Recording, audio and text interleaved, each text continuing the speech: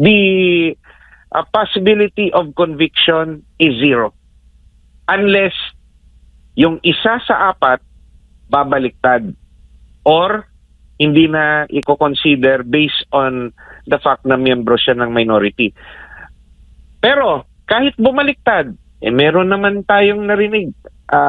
Senator J.B. Ejercito, sabi niya generally doesn't like the impeachment.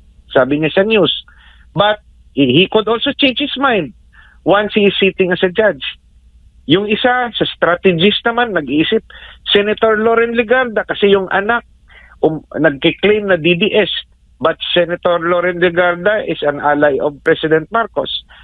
So, hindi natin rin alam yung boto ni Senator Legarda. At meron na rin tayong yung magkapatid na Villar. Senator Mark Villar at Senator Camille Villar. They are also friends of the VP, but meron rin sword of Damocles hanging in their head because of pending cases against them. There are senators also na hindi natin alam ang boto. Yung kapatid ni Senator Cayetano, si Senator Pia, kaalyado ni Pangulong Marcos, pero kapatid niya si Senator Cayetano. Hindi rin natin alam saan patutungo ang boto. So that's why if we talk about numbers, kung sa Senado ng pag-uusapan, the possibility of an acquittal to a conviction is much higher, but nothing is certain in this world, no? Because logically mananalo si VP sa Senado, but sabi nga ni VP, it is God's will. With the Senate, anything goes also, dahil they also have a separate rule to follow, and it will also depend sa number of senators deciding on certain issues. Pwede po, attorney. Yan po yung, pero ang kaibahan lang ngayon, iba po yung Senate President. Last time, si Senator Chis Escudero po yun, ang nangulo o naging Senate President, attorney. Possible, same effect pa rin ba o magkakaiba na ngayon? It is a numbers game pa rin, no? A simple majority can affect where the case will proceed, whether they will allow it to be set immediately or later, or do the process continuously. Depende yon. The Senate, the presiding officer, based on the Senate rules, is only a presiding officer. Anyone can force a vote. The majority will win on specific issues. So, they may agree on a particular issue, but sa next issue, they can divide the House. So, anything goes.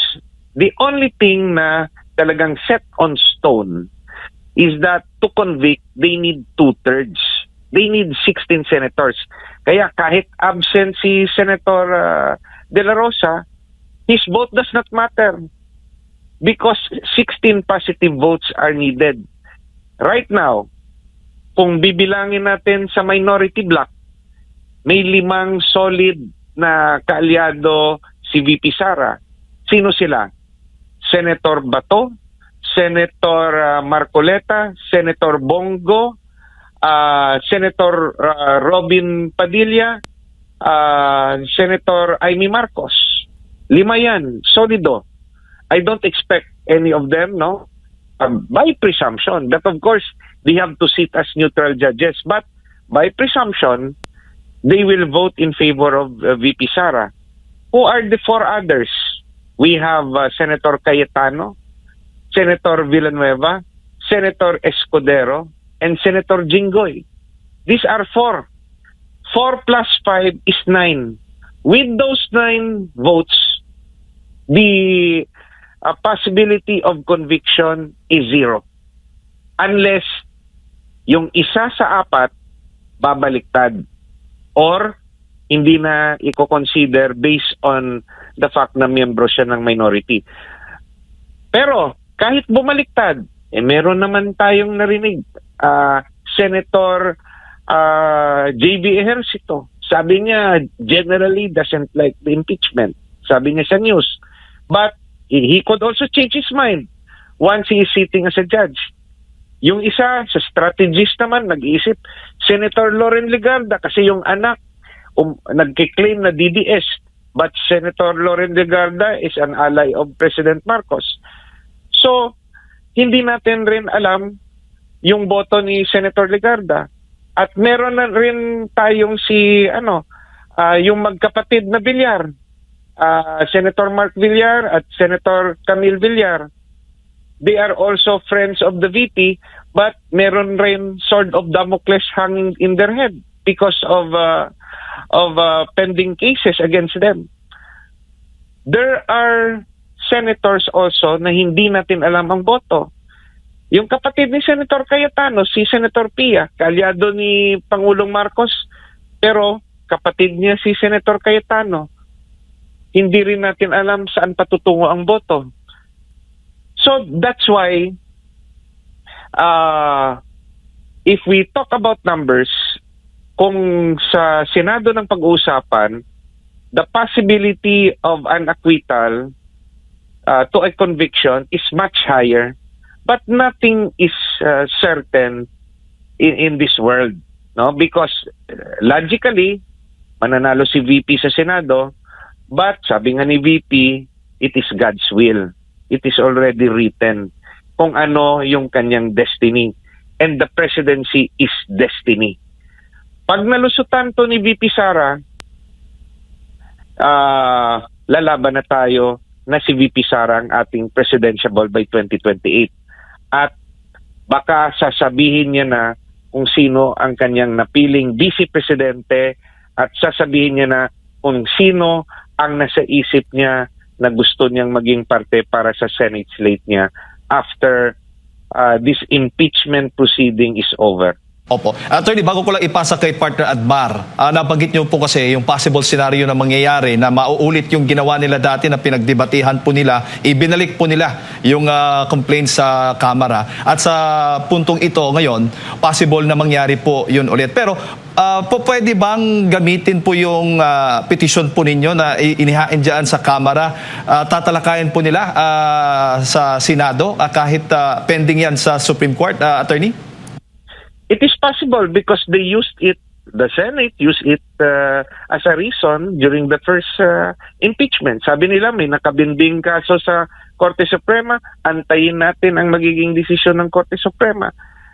Especially nung nakadesisyon ng Korte Suprema. So, ang sa tingin kong mangyayari, the Senate will proceed unless the Supreme Court will issue an order against the impeachment.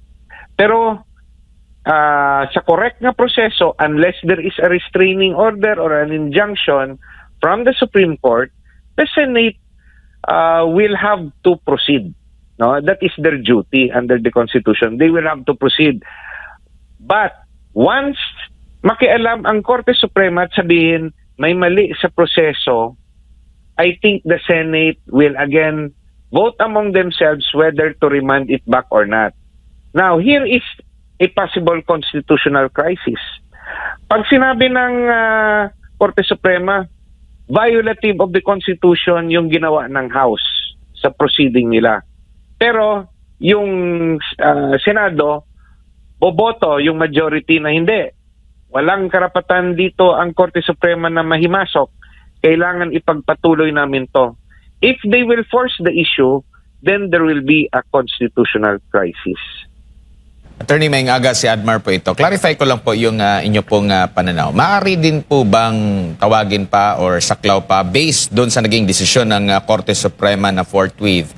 Kung aantayin muna ng Senado, hindi muna sila gagalaw at antayin muna yung magiging desisyon ng Korte Suprema para hindi aksaya din sa oras kung sila gagalaw tapos magkakaroon ng desisyon ng Korte Suprema? They are not bound unless merong injunction yung Korte Suprema. So, at mas tama na ipagpatuloy nila sa opinion ko. The only thing that could stop them is kung may order ng Korte Suprema, nga restraining order or injunction. But there is, you must remember, what was enjoined was the House Committee on Justice. Tapos na. tinapos na nila yung proceeding. So I doubt it if the Supreme Court will issue based on the petition nga final namin ni Attorney Torion. On the other hand, anything goes when you talk about the Supreme Court. They can also issue an order na tinatawag nating stay order. Oops, we want to decide on a very important constitutional issue, so we are ordering the Senate to put on hold the proceeding. Pwede rin gawin ng Korte Suprema kasi sasabihin rin ng Korte Suprema, we also have the power as derived from the Constitution. So, the Senate, meron ring direktiba sa Constitution na sila yung impeachment court. Yung Supreme Court naman, meron ring power from the Constitution na nagsasabi that they hold the judicial power to decide on constitutional issues. So, if the Senate would want to be guided by the Supreme Court, they will also honor the decision of the Supreme Court unless this becomes too political at yung majority ng mga senador sasabihin ayaw nating pakialaman tayo ng Korte Suprema kaya ituloy natin. Just like what was the position before, I believe, ni Senator Soto nung nagbigay siya ng kanyang opinion, it just so happens na yung opinion niya to proceed was outvoted. But this time around, hindi natin alam kung paano na yung boto when we talk about simple majority.